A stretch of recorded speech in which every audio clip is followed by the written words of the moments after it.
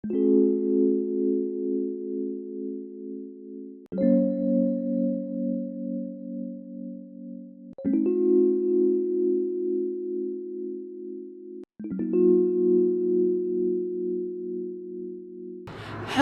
my wonderful friends, and welcome back to my channel.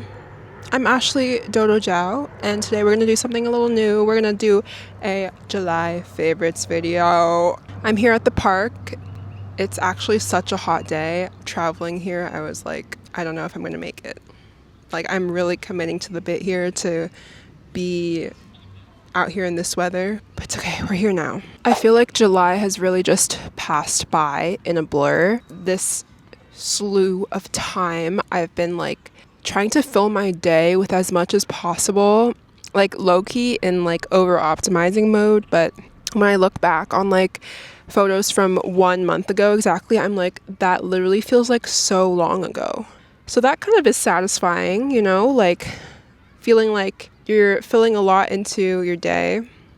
I feel like I'm pushing my edges every day to expand a little more. It's gnarly work, you know, it's not always so nice. So let's get into it. So the first thing I want to share is watching movies in a theater. Before this month, I feel like I haven't watched a movie in theaters for, I want to say, definitely several months. Like my last like strong memory of watching a movie was like the first Wicked movie, not even the second, the first one. It's been so good because, as I said, I've been pretty busy and like stressed with the things that I'm working on. And I often find it impossible to turn my thoughts off or turn my brain away from thinking constantly about that project or those projects, even when I'm like doing other things, which kind of sucks.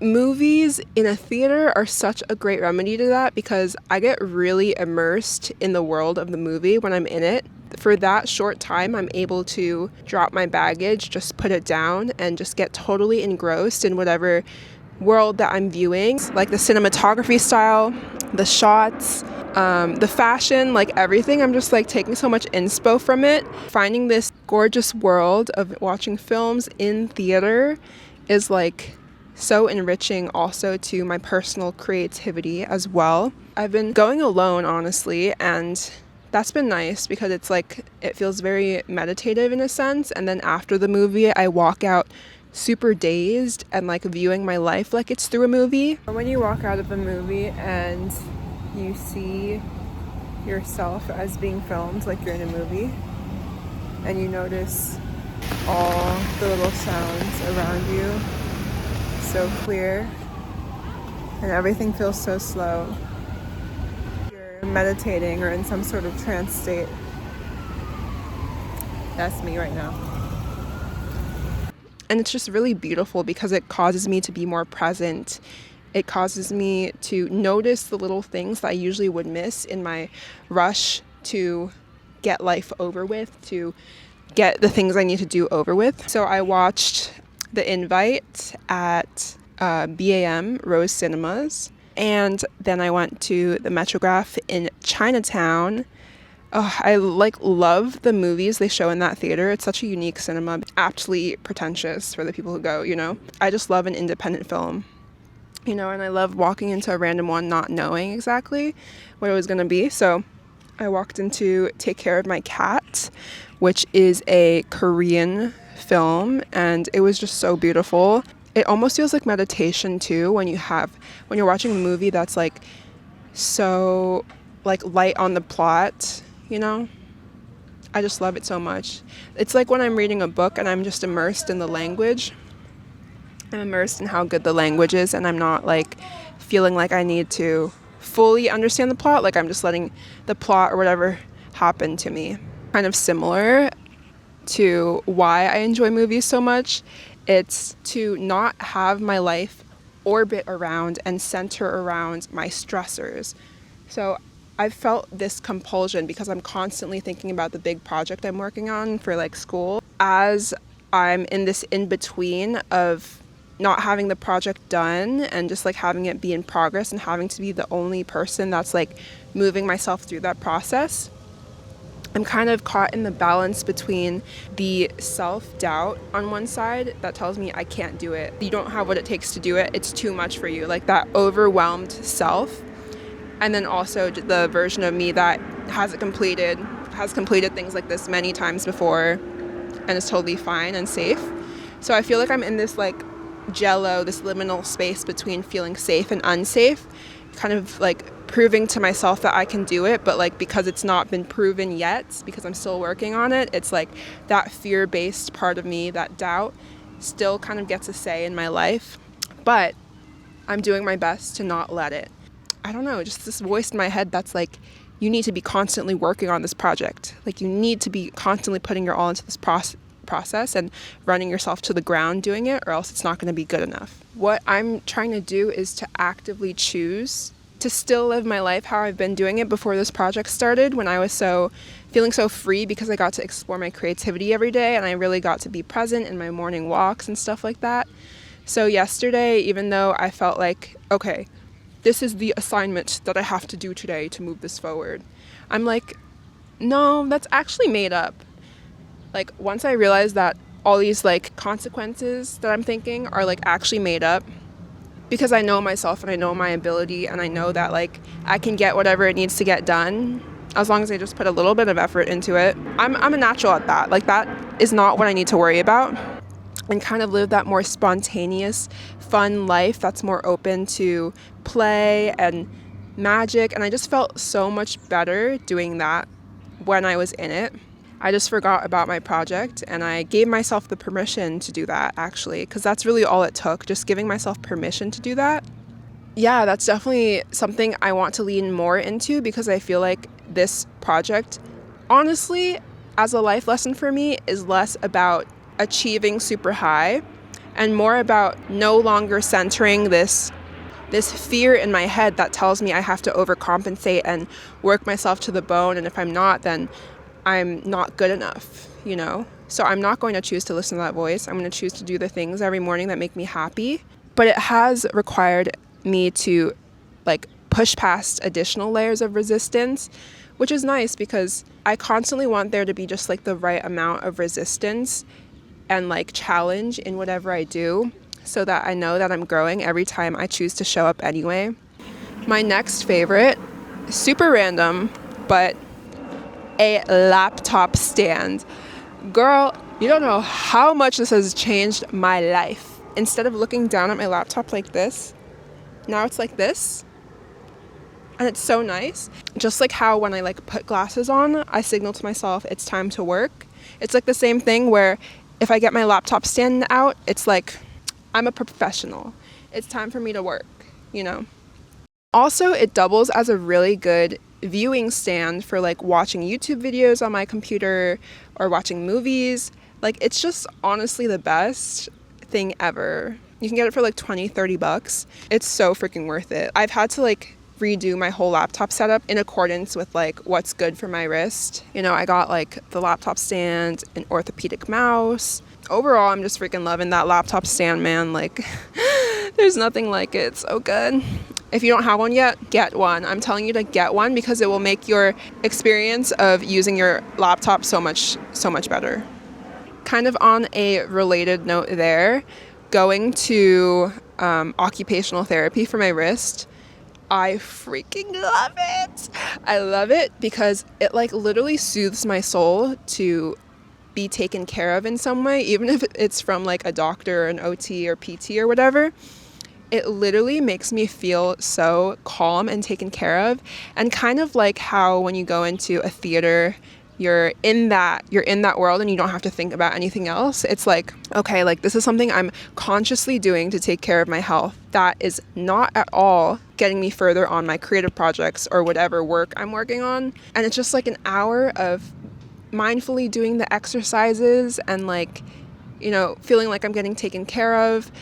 Like, it's just amazing. I freaking love it. Like, I step into a different world where I don't have to worry about holding all this responsibility for myself, and instead being the one that's like being taken care of while I'm taking care of myself. So I guess like a through line with movies and OT is just like stepping into a separate space where I can just put the load of this sense of heavy responsibility down.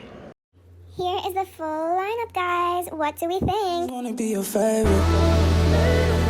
He is a black, I think, penguin, and he's always like super grumpy, and I just feel like he represents me so much because I don't know, I just feel like I easily slip into those periods of feeling super like angsty and down on myself, like even if it's in a subtle way where I feel like I'm holding it in and not letting it affect other people. I feel like I do that all the time. I got like the sticker of him where he's like at his birthday party and everybody is celebrating him and cheering him on, and he's like just there looking super morose. And I literally, before I got that sticker, was like, I don't want to celebrate my birthday this year, like, you know what I mean? Like, even though I feel like I'm an optimistic person, I also have this part of myself that is so accustomed to heaviness that like I sometimes lean into that too much too. And I feel like because he's embodied in such a cute character, I feel like it's like kind of a way of loving that part of me that I don't like, where I'm like pessimistic or I feel like burdensome, insatiable emptiness or sadness or disconnection.